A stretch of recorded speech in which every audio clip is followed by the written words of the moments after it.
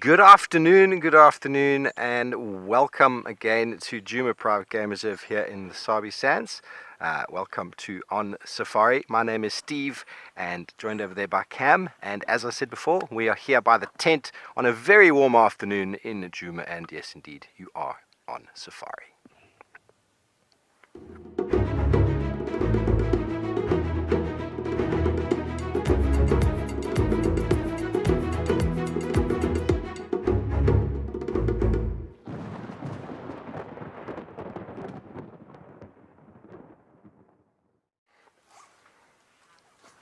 Hello everybody, good afternoon. It is a very warm and rather sticky, sweaty day here in Djuma. We hope the wind picks up a little bit because the lights raining down on me in the tent are making things rather sweaty. But anyway, you know what you're doing here. This is the highlights show, and we're going to be covering the last 24 hours of activity here on Djuma. Your questions are most welcome. Please do send them through on the app or use the other various platforms, as you so well know.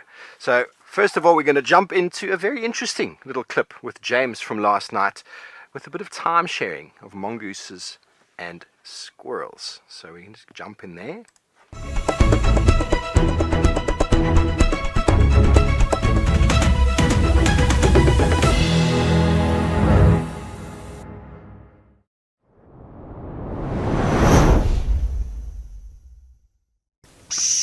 There's the squirrel.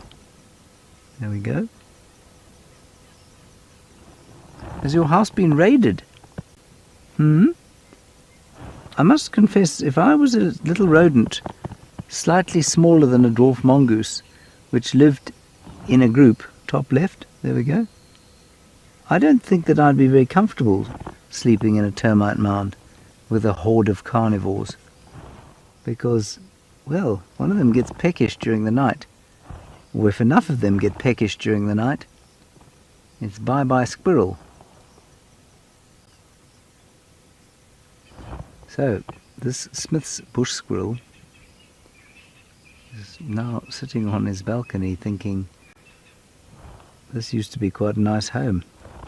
Now he's talking to his wife. Here comes a mongoose down below. Let's see if there's an interaction here. So the mongoose, I would say, is about a third bigger and heavier than the squirrel. Oh, here we go. Come on then. Oh wow, look at this. This is very special. What's going to happen here?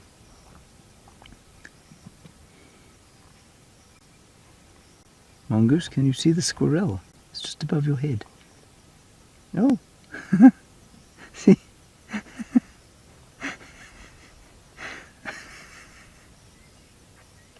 The squirrel's alarm calling.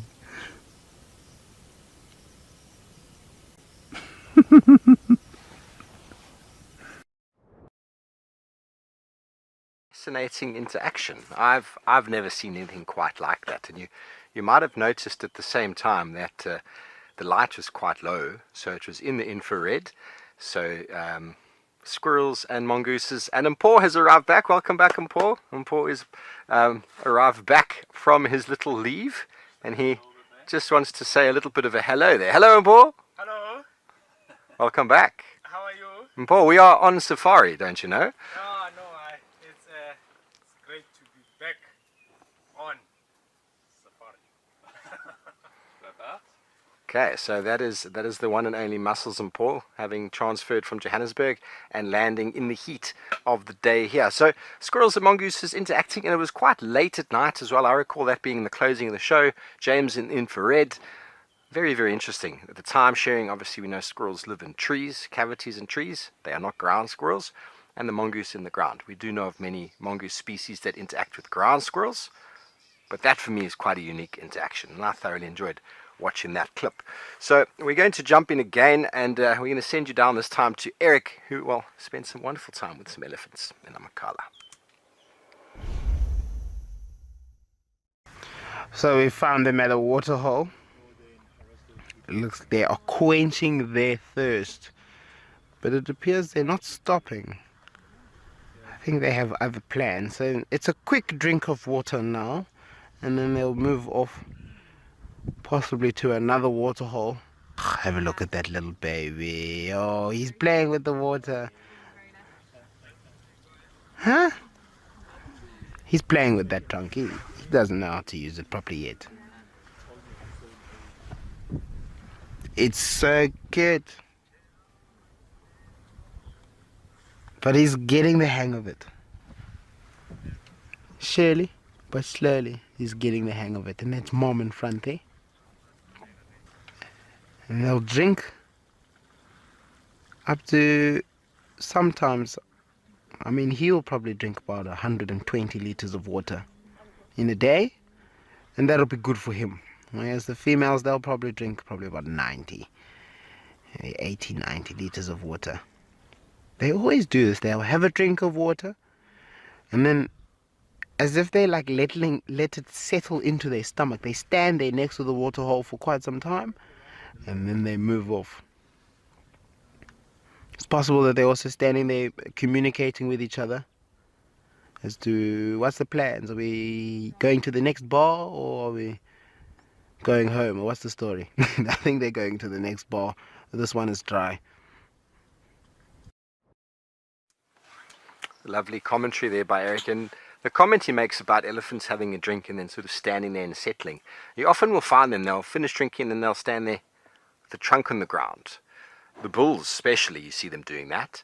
And I feel, as Eric kind of alluded to at the end there, that they're discussing something. There's kind of some sort of information being transferred. The breeding herds, the female will finish and she goes and the rest just follow. Sometimes you might feel the female comes down, the herd comes down, and she finishes, and then she just waits. And she'll stand there just like that, just patiently. I think we can all learn something about that. But then suddenly she says, it's time, and whoop, everybody gets up and on they go. So quite fascinating, and a couple of questions coming through. Good morning to you, Sandy Franklin 69. Good morning to you as well. It is, or good afternoon for us here. It is a very warm afternoon here in the Sabi Sand Wildlife Reserve. And Andre, that was interesting, thought the mongoose were predators in the interaction. Well, they are actually predatory, but you know, they overwhelm much smaller prey animals. You know, they could go for mice and things like that, but maybe the squirrel's just a bit too big. I love that interaction of the two little squirrels just popping. Hello, what you doing? What you doing? I thought that was fabulous. And then Gemma. So Gemma, I know we are 60% water. Do you know what this is for Ellies? Well, we're about 70% water. I think most animals are very, very high percentage in water, and then there's just a few atoms or carbon minerals and the like that hold them together. But other than that, the rest of it is mainly water.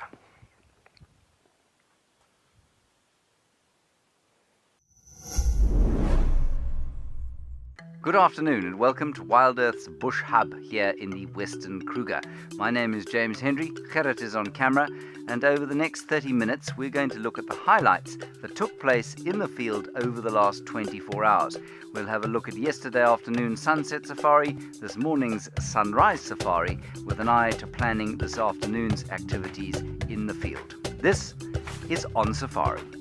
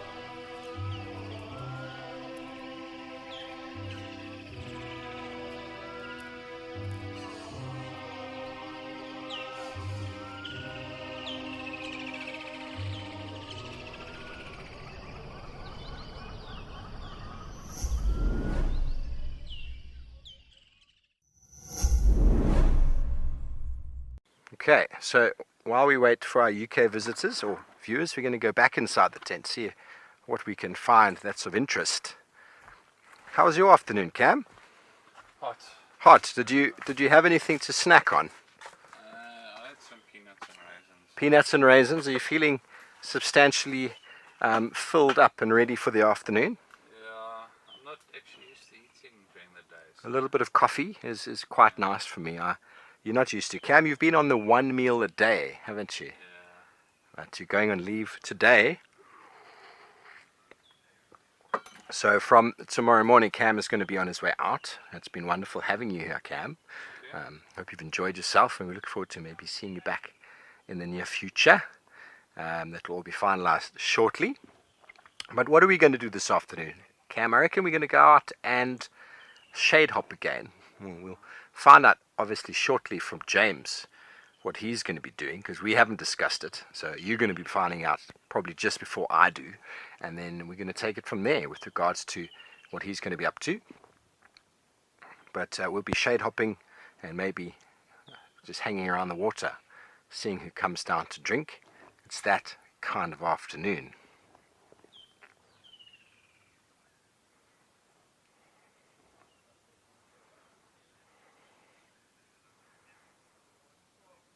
Well, welcome back live, everybody, on Safari. And as we sweat here in the tent, we're going to send you down to Eric in the Eastern Cape and see what his and Morgan's plans are for the afternoon.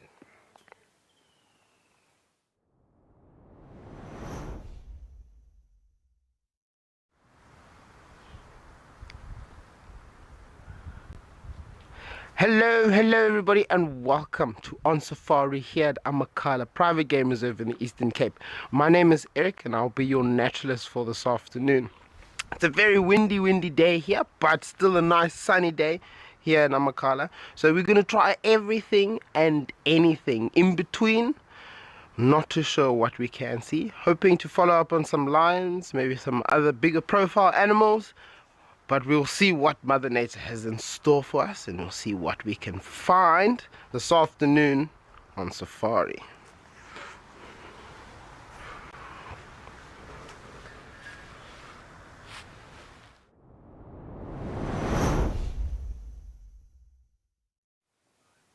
Well, thanks, Eric. Good luck and stay safe out there. Lions are the order of the afternoon. We had some lions this morning, but we'll talk more about that shortly. Yesterday afternoon, Cam and I had a wonderful encounter with a cheeky little elephant. And, well, let's just go and have a look at this.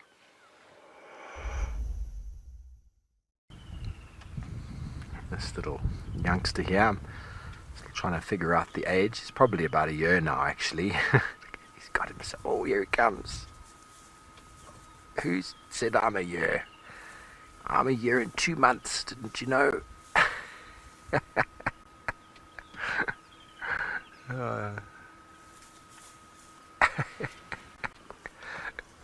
Come on, cheeky boy.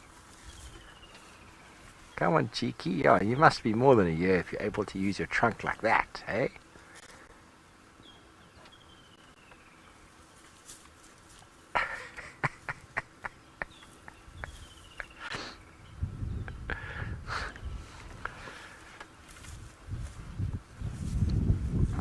Tim, they do.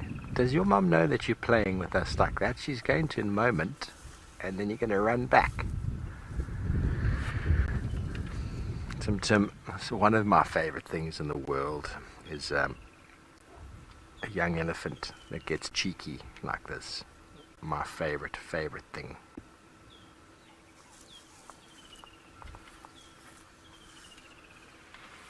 Terence, baby elephant attitude is the only attitude that you...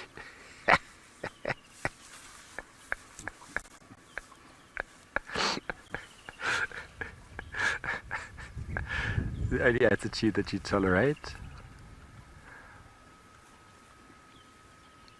What's the matter, naughty boy?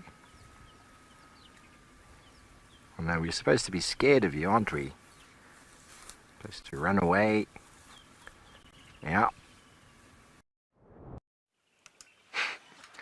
Well, I don't know if I laughed more during that segment or with James's hippo drawing last night. It's debatable. We could probably run a poll on what was a more entertaining engagement. But having a young elephant like that, it's generally a boy. I haven't yet come across a young girl elephant that behaves like that. I tend to find the young female elephants are always right there with mum.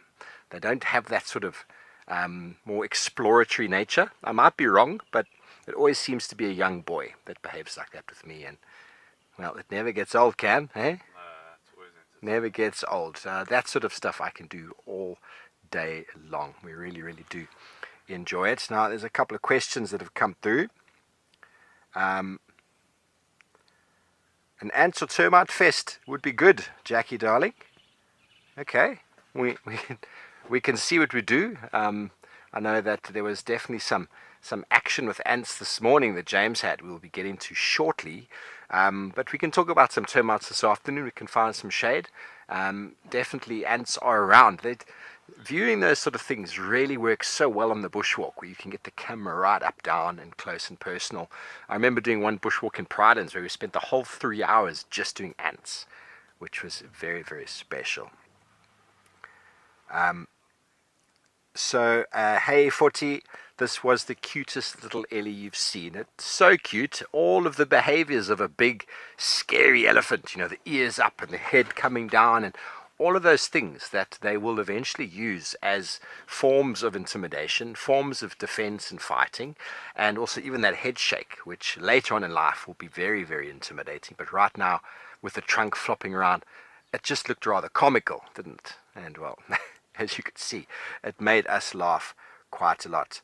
Annalie, also full of mischief, the little elephant, so full of mischief. And as I talk about often, when you see the elephant away from the mother, things are so relaxed, and you must just enjoy. Switch off, breathe, enjoy, take your photos, take your video, and just have the best time. Andre, were you in danger with the mum? Well, that's exactly what I was saying now, is you wouldn't have that engagement with the baby if the mum was in any way upset with you. You wouldn't see the baby. The baby wouldn't be where they were. So think about that. If the baby's hidden and hidden away, then you won't see the baby, and which means that there's definitely something shifting. But if the baby's out and about and physically playing with you like that, golden, enjoy, breathe, no stress, nothing to worry about at all. If anything, mum might come up and say, come here, little child, stop playing with the people. But before I get too far ahead of myself, we've got some more clips to get through. So the next one, again, was this morning. Cam and I had a very successful tracking experience, and we found the black dam males. Well, our male lion is quite alert. He's got a nasty little injury on his hip there, which has been seeping. The moisture to the top right is actually where it's been leaking, the wound. But he'll heal. He'll heal quite nicely from that. Typical area where lions get bitten when they fight each other, especially when there's more than one. On the hindquarters, around the ankles, the back of the legs. Picky, I'm sure they've been in a few scraps, and you can just see how disheveled they look. Their faces are not clean, their ears are tattered. Compare these guys to the male lion of Amakala, very different appearance. That is the way of male lions. It's a life of violence. Strongest dominate, the strongest hold territory, and the strongest pass on their genes, which perpetuates a lineage of strength. And many cultures have used and do still use the icon of the lion to symbolize strength.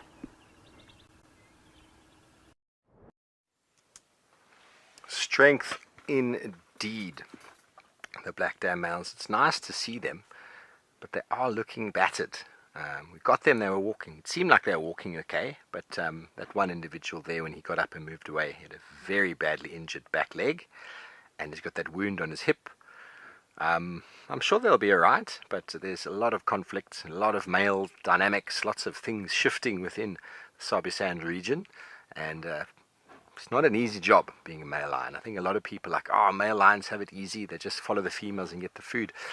They walk enormous distances, they cover enormous amounts of ground, and they compete and fight. And the aggression can be quite something. So very, very nice to spend time with the black dams. I have a very strong feeling they're going to be there this afternoon. Tristan, do lions have any neutral anti-infection mechanisms? Well, what's quite amazing is that these animals will lick those wounds. They'll lick them and lick them and lick them, and they will clean themselves like that. If you got bitten by a lion or a leopard or something, the infection that ensues from that is actually often what kills a person or could kill someone without treatment. But the ability of cats, we've all seen cats, you've all seen domestic dogs, when there's a wound, they lick and they lick and they lick.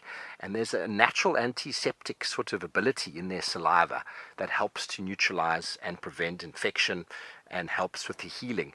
So you'll often find animals licking themselves again and again and again. And it's a natural way of cleaning any infected wound.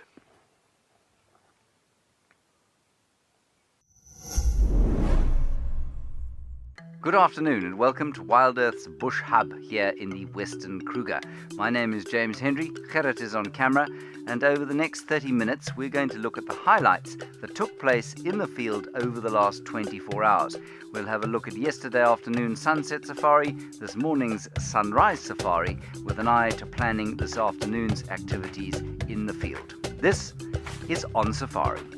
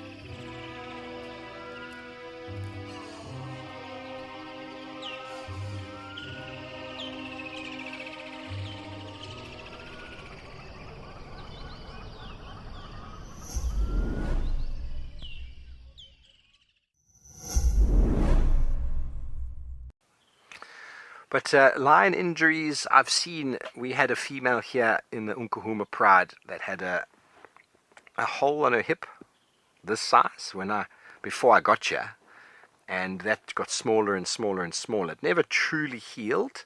She never truly recovered, but she was quite an old lioness at the time, and by the time she eventually passed, she was quite old and disheveled, and she'd really lost a lot of weight. But she'd maintained survival in that pride with this wound that's a rugby ball size, an American football size wound, which was apparently caused by a buffalo. And she just kept licking it and cleaning it. I don't know if any of us could actually live with a wound like that. I think it would just be debilitating. And yet these animals are tough, and they manage to soldier on. and then one day they just don't get up again, you know. And we've lost a few lions in the last few years, and sometimes they just go, and it's very, very sad. But it is part and parcel of what happens out here. Being a predator is a very, very tough thing. You know, they are hunters. They are in danger all the time. Whenever they go in and they hunt an animal, there's risk. There's risks involved of hunting an impala. It might not seem like it, but an impala can injure them in the eye. A horn can go into a gut midsection. A hoof can be flailing.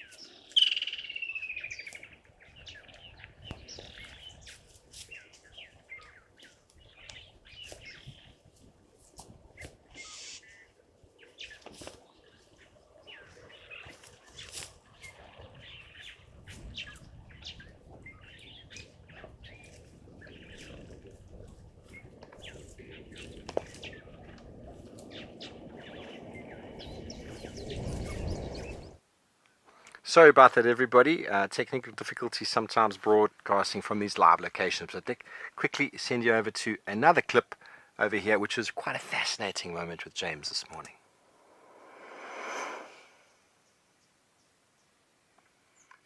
To the tent.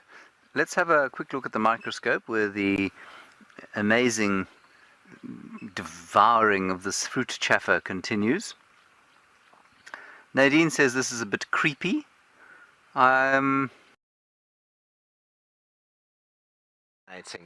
Watching the ants feeding on that in the microscope. I mean, it's otherworldly. So well done, James, for capturing that. The last clip we were going to have was Milwaukee this morning. It was a very brief clip, and then me driving a lot in the bush trying to find the ghost, which is normal. But we do thank you for joining us. Cam and I are going to be jumping on the vehicle now to head out. We're going to go dam hopping and tree hopping and stay nice and cool. Thank you for joining us this afternoon on OnSafari. Please do check in with us. We're going to be live shortly on Live Drive. Until then, see you soon.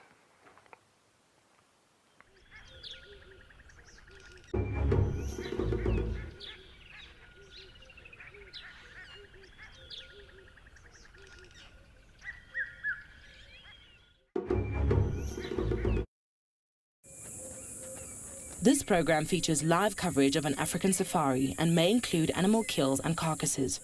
Viewer discretion is advised.